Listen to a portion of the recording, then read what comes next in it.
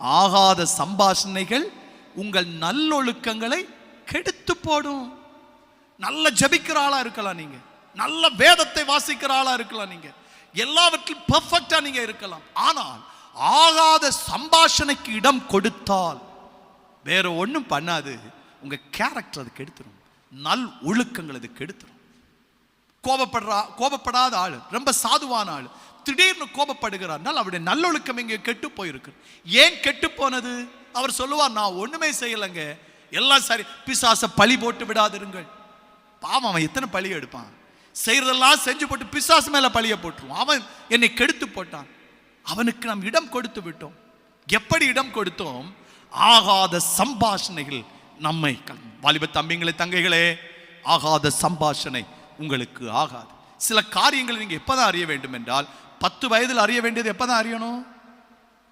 அதை 2 வயசுல அறிஞ்சிட்டோம்னா அது பிசாசு பண்ற சேட்டை.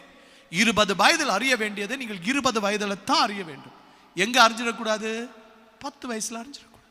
ஒவ்வொன்றுக்கும் ஒரு வயதை ஆண்டவர் வைத்திருக்கிறார். அந்த எதை எப்போது அறிய வேண்டுமோ அது அப்போது அறிய வேண்டும். வாலிப தம்பிங்களே, தங்கைகளே, கையில போன் இருக்குன்றதுக்காக உங்களுடைய புத்திக்கு மேலானதை போட்டு தேடிக்கிட்டு இருக்காதீங்க. பிசாசு புத்தியை பிறக பண்ணி அழித்து போடுவான், புத்தியில் அந்தகாரத்தை கொண்டு போடுவான்.